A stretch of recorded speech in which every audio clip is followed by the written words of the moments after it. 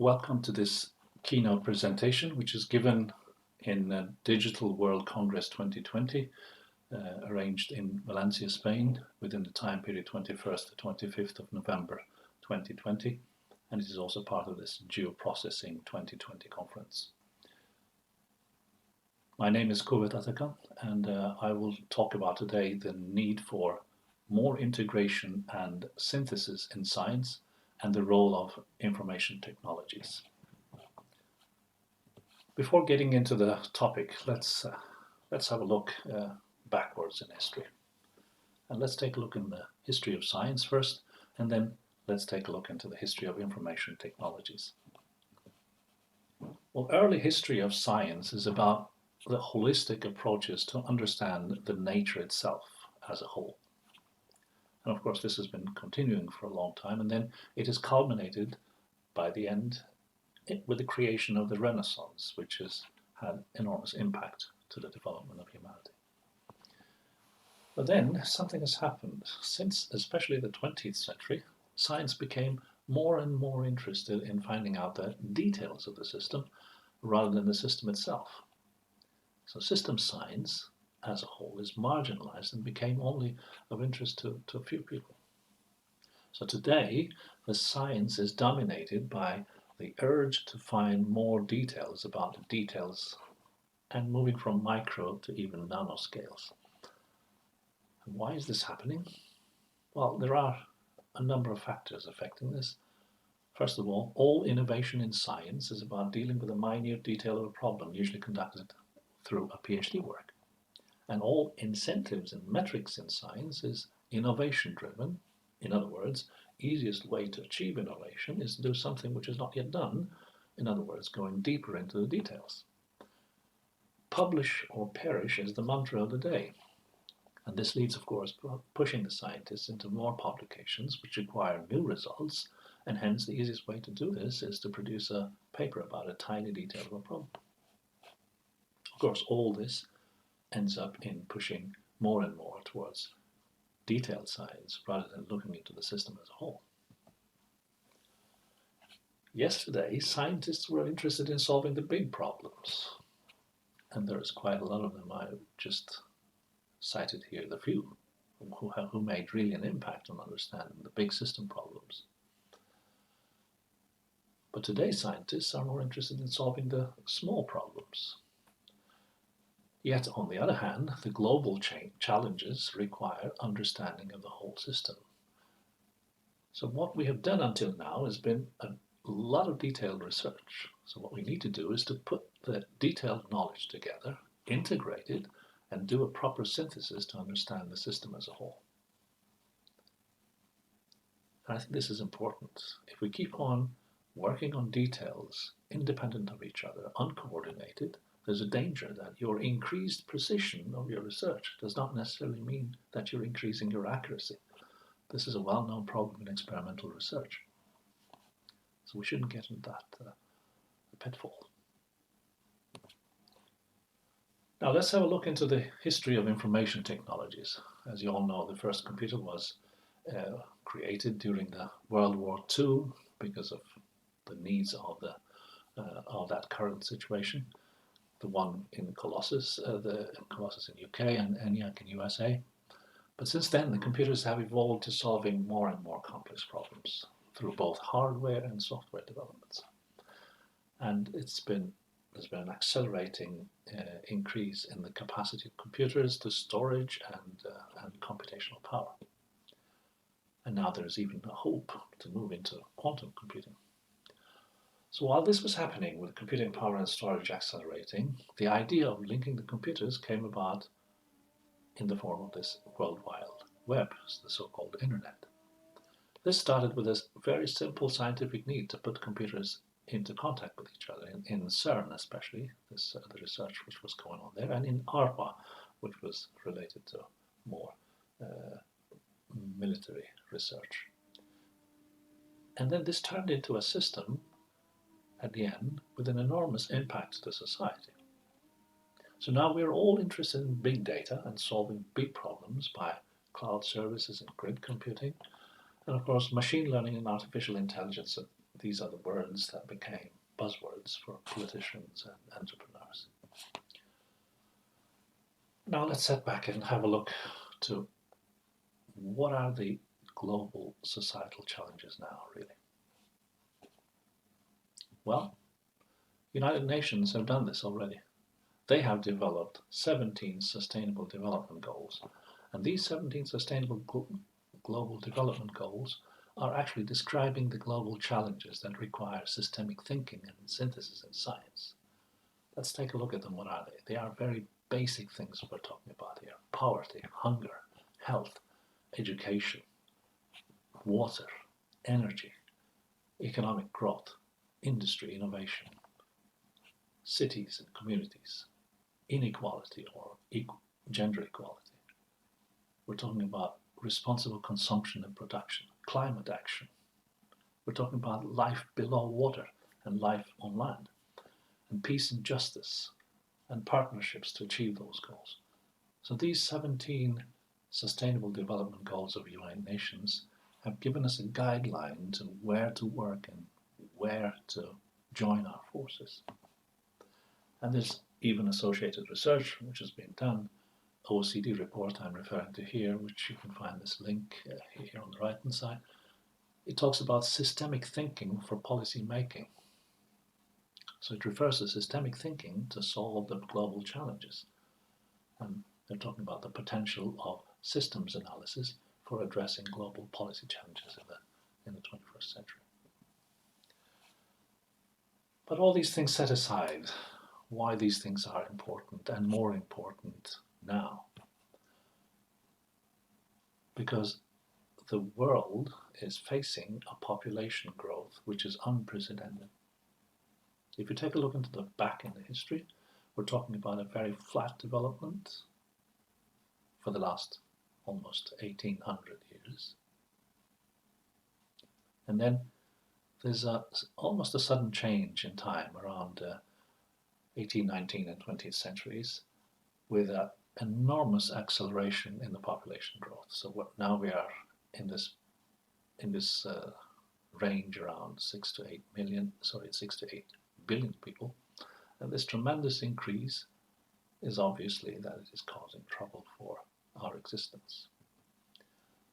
So if you think about the back in time, let's go back to the dawn of agriculture, and agriculture about 8,000 years ago. The population of the world at the time was only 5 million. So over the 8,000 years period up to 180, it grew to 200 million. And that's the growth rate of about 0.05% per year. However, a tremendous change has happened during the Industrial Revolution, and it had taken all of human history until around 1,800 for world population to reach 1 billion. And the second billion was achieved only in 130 years. So it took 1,800 years to get to 1 billion, and then it took only 130 years to get the second. The third one only in 30 years, and the fourth one is only 15 years, and the fifth billion is only 13 years. So this is telling us really how fast we are growing. So only during the 20th century alone, since 1970, we have doubled the world population. So now we're talking about 6 billion, close to 7 billion. There's some good news at the end of the tunnel here, and this has been already captured some time ago, that the population growth, the acceleration of the population growth is now sort of decreasing. And we see this very clearly on this graph here. It's there is these two bumps here, which are corresponding to after the Second World War, the boom, economic boom, and the corresponding world population increase, and then gradual decline until the second boom around the end of 80s, the bubble that we all know about, and then there's been a constant decrease since then. So we're talking about a steady decrease in the acceleration of the population growth. So it doesn't mean that the population is not growing, it's growing at a slower pace. And this is good news, which would mean by the year 2057, this is the projections done, we will be 10 billion people.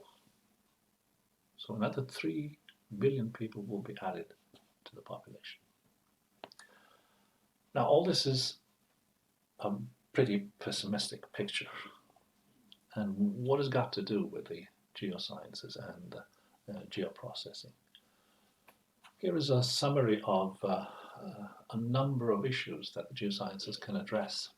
And there's a whole range of them can be actually directly linked to the Sustainable Development Goals.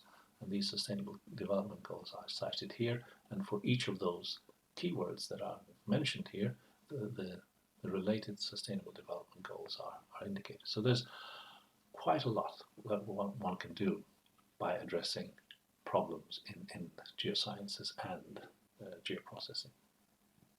So this is about georesources and the geohazards to put these things into 2 keywords. Now, what do we need to do, really, to address the global societal challenges? We need more integration, there's no doubt about that. And we need more synthesis. But of course, synthesis requires more systemic thinking and research. But we also need to have changes, substantial changes in the educational systems to allow for systemic thinking and synthesis. This is not happening today. And not least, we need to bring science and IT closer. And why do I say that? Because currently, commercial interests in IT are moving away from scientific and societal needs. And I think this division here has been happening at an accelerated pace during the last few decades. And we really need to stop that, and we really need to merge these roads together again. So there's a need for synthesis in IT as well, not only in science, but also in synthesis in IT, because to meet the scientific needs, to solve societal challenges, this is essential. So why it is needed? This is because the current developments IT is too much focused on providing special solutions to problems seen isolated. Now take even AI developments, which is supposed to be sort of an overall development. You know, the buzzwords, neural networks, fuzzy logic, machine learning, self-organized criticality, self-scenario systems, etc. So focus now is on developing AI solutions for specialized problems. But the danger here is that if we do it this way, then it may lead to a point where we only develop AI for a very large number of specialized AI, where there is no overlying AI capable of developing itself because we're not able to add the new higher systems constituting relations or rules in place. So at some point, we need to move to the system thinking and introduce development of a higher hierarchy of AI, dealing with development of AI for smaller systems. This guy here on the right-hand side, Alan Turing, has written this famous research work on theory of computation. And I think when he started working on this, he had probably ideas in a wonderful role in the future to deal with these problems in a systematic way, in a synthesized way. Now, future focus should be then on building higher order AI, constituting relations or larger system development that can encompass the underlying smaller systems as components of this larger system. So it requires, in other words, systemic thinking and understanding the dynamics of the higher order system. And the problem here, as of today, we do not know if the higher order systems and the lower order systems have the same logic or the same constituting set of relations and rules. There is one hope there. If the AI development is able to mimic the nature, and if that is the goal, and to understand the nature properly, then we may think that there might be a chance of understanding entire systems constituting rules, where it may apply to various scales in the system. In other words, what I'm referring to is self-similarity principle and Mandelbrot's fractal geometry. But of course, assessing the entire complexity in one system thinking might be too ambitious. So we need some other techniques like bootstrapping techniques to move into a higher system. Now let's have a look into the current trends in IT. I'll bring your attention to the current conference that we are all joining now, GeoProcessing 2020. The conference tracks are quite voluminous. We have geospatial fundamentals, trends in geocognition, trends on big geodata. So we're all talking about geoinformation, geospatial data, geoprocessing, and geospatial images, cognitive models, pattern recognitions, activity recognitions, social collocation mining, geospatial information, big data, geographical hotspots, big data and satellite imagery, geosensor networks, and then trends of urban geo, which is all about maps, maps, maps, maps, maps, maps, and maps again, because this is all about geospatial data. And then geospatial data requires web services, and this section is about that. And then assessment of spatial data quality is also important, and that is all already handled in the conference tracks. GIS has been there for a long time, still growing, and is an important contributor. Geospatial simulation and visualization is becoming more and more important, and modeling, not least, putting the standards in geospatial metadata, geospatial processing, temporal data modeling, 3D modeling, etc. And digital cartography, Earth observation systems are important. And the list is going on. Geosensing, specific geodata processing, geospatial domain applications, managing geospatial data. So all these topics, not only in this conference, but also in other conferences. There's another conference here in 2020, World Congress in Computer Science, Computer Engineering, Applied Computing. They're talking about these topics. So there's a wealth of topics that are sort of intermingling with each other, but they are pretty detailed. So, what is really needed in IT? So what do we need, in other words, to address the big societal challenges with the help of IT? So we need research, definitely, focusing on synthesis of various types of data. But in order to do that, we have to first identify the diverse data types that are essential in understanding the underlying processes of the system. And not only that, after identifying these data types, we have to collect continuous data from these types in real time, 24/7, from a variety of monitoring sensor networks. That is essential to understand the system. And then we need to collect this data correctly, but also with output. But that requires QA processes in place, both in the data acquisition, its processing, and its analysis. And all these keywords, acquisition, processing, analysis, involves a lot of IT. And of course, we need to keep track of provenance information, keeping track of what happens to data. Underway means who used the data, for what purpose, which processing software is used, and how it is ended up in the next stage of reuse of the data, etc. So we need to know all these conditions, which means tracking people, and again, sort of conflicting with the current GDPR regulations in Europe. So again, what is needed? We need state of health monitoring of three major groups of processes. One is the Earth dynamic processes, the other is anthropogenic behavior, and the third is the human behavior. So we need to understand as a system of all these elements. What are the solid dynamic processes, Earth's dynamic processes? You can think about the solid Earth processes on one hand, biospheric processes on the other, atmospheric processes on the third, including also the climate. And then anthropogenic behavior includes societal changes, political changes, industrial changes. And there is one important issue popping up here, diminishing jobs and moving into more and more robotics and automation. So human behavior is important. There's an aging population, therefore human behavior is changing and the demands are changing. And at the same time, humans now have to find ways of living together with robots and automation. In other words, we cannot have a wonderful digital world here that expels out the humans away from it. So let's talk a little bit about the big data issues, because this is all about big data, obviously, as you understood.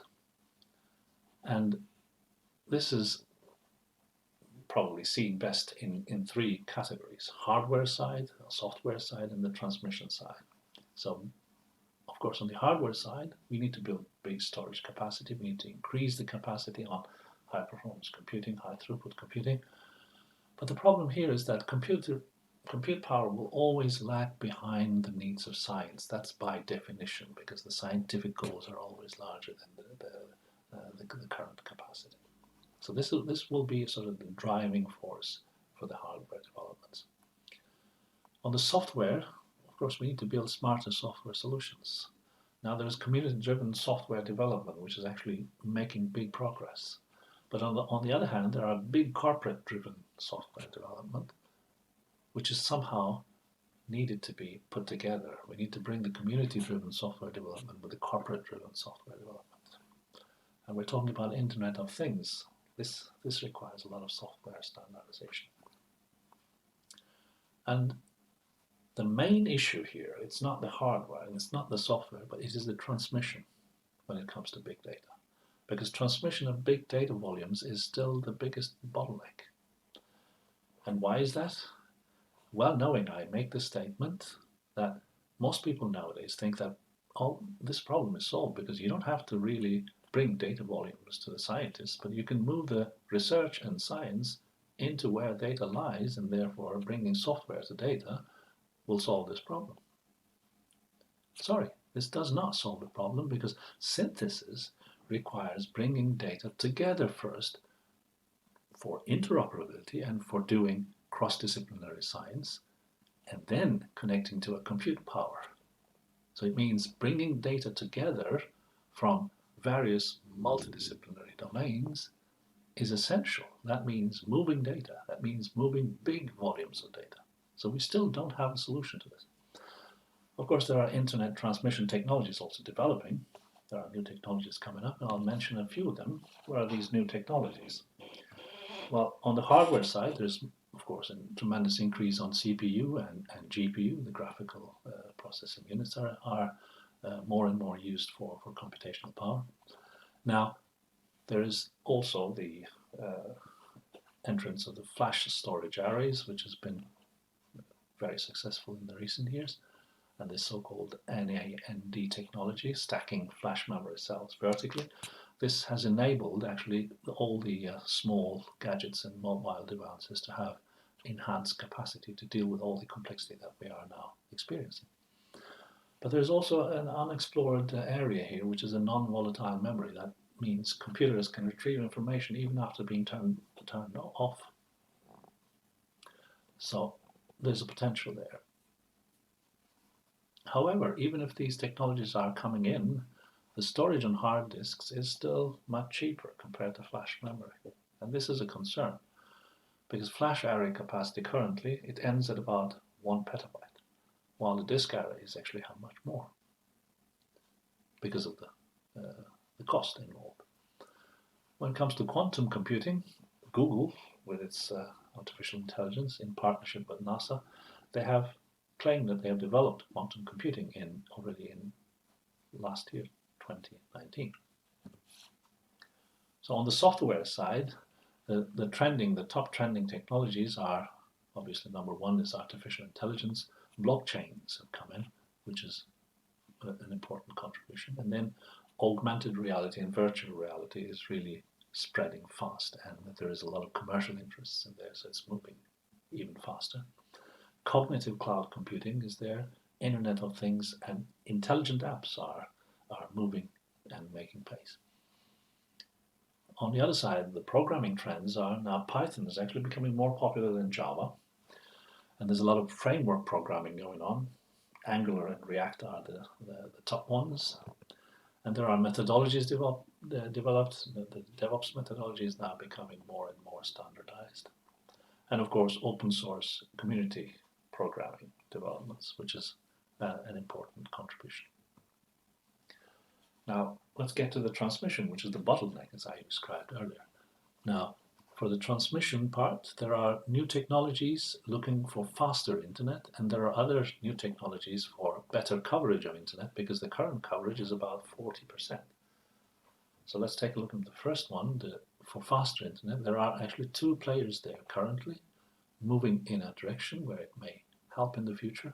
MIT is working on what they call Wireless Internet Mega MIMO. That's the second version they have it.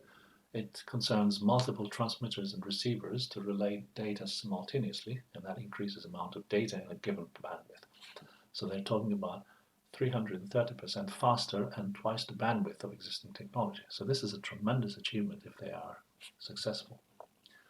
There's another French startup company, Li-Fi.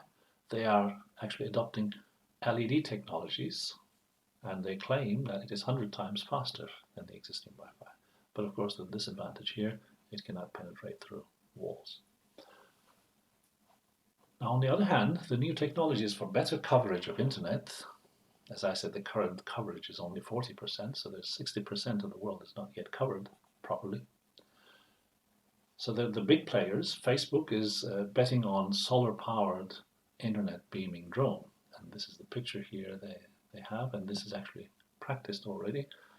And this drone has a span of the same as Boeing 747 wingspan. On the other hand, Google is betting on Project Loon. This is a balloon-based internet access.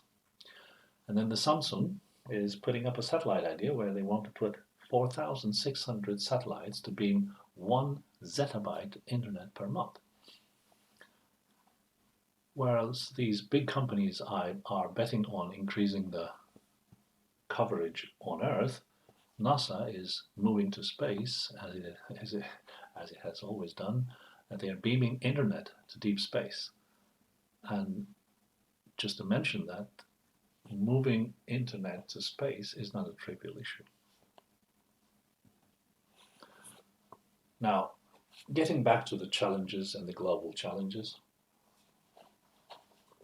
we need to remember that there are external and critical factors for big societal challenges. Identifying them in a sort of long term, it is possible. Sustainable Development Goals have done this. But there are several wildcards in the system. And these wildcards are, the first one is the global developments with little regulation. So unregulated global development, in a way chaotic development, nobody knows where it's going to end. And on the other hand, there is only a single global economic system which is now controlling the capitalistic system. And this is controlled by big financial institutions. In other words, few people are deciding for the entire Earth. And of course, the wild cards, such as wars, that can happen at any given point in history, these are uncontrollable factors. And not to forget, pandemics. We are now experiencing the effects of COVID-19, which has already had tremendous impact to the entire globe, but we still don't know the long-term effects of this, and there will be, for sure. And the last one I want to mention is the space technology developments, not necessarily from the scientific point of view, from moving to Mars and all that, but there is also the military investments done in space, which is of concern. So, of course, these external factors can change the directions of where the Earth is moving in a very unpredicted way. Setting that aside, the role of IT, let's get back to the beginning of my sort of talk and presentation. If we need more synthesis in science for addressing the big societal challenges, we need IT to play with it. So what is needed really? The role of IT. First of all, data collection, geospatial data is essential. So there is a lot of IT investment which is already going on, which is actually it's excellent, and it is very good that we need to work on it, but we need to move in a systematic manner to understand the whole system. So we need sensor networks, smart sensors, monitoring networks. But more importantly, we need to standardize and harmonize the metadata for relevant disciplines underneath, if not all disciplines, if we understand the whole system. So that means common metadata standards and vocabularies and ontologies. And of course, this is essential because creating interoperability for cross-disciplinary science, which is essential for more synthesis in science and solving the big societal challenges, it requires an integrated IT system that can handle multidisciplinary data to be visualized, processed, analyzed, but all this has to be done jointly with a set of multidisciplinary data. That requires more cloud computing, more virtual research environments, AIs, and all that for cross-disciplinary science, not multidisciplinary science, but cross-disciplinary science, because that is essential to understand the system. So in other words, interoperability requires rich unified metadata at higher levels, so at interdisciplinary, multidisciplinary level. Fortunately, there are such rich metadata standards exist, and then the one example is SAFE, the European standard, which is in use. Now, implementing rich metadata standard in a single domain, it requires time. If we take a look back in the history, it took about 30, 40 years from the first use of internet to the advanced use now using the social media data and all that is now we are experiencing. And I'll give you an example from my own field. I'm heavily involved in a research infrastructure called European Plate Observing System, the acronym is EPOS. We spent 15 years to agree and create a standardized, rich metadata in only one domain, solid earth sciences. So this takes really time, and this should not be underestimated. Now, therefore, it is high time that each scientific domain developed its own metadata standards, unified and standardized at those scientific domains, rich enough to handle the underlying diverse metadata used in its subdisciplines. And this is exactly what we have experienced in EPOS. Our subdisciplines in our solid earth sciences had many, many different metadata standards, and joining them into a single one has been a challenge, and it took us quite a long time. Only then it is possible to develop a unified, standardized, and harmonized metadata for the higher order systems. And that is essential because it will allow scientists to conduct cross-disciplinary research for solving big societal challenges. I think my point, simply said, we need more synthesis, we need more integration, but we need also the IT to help us doing that. Thank you very much for your attention.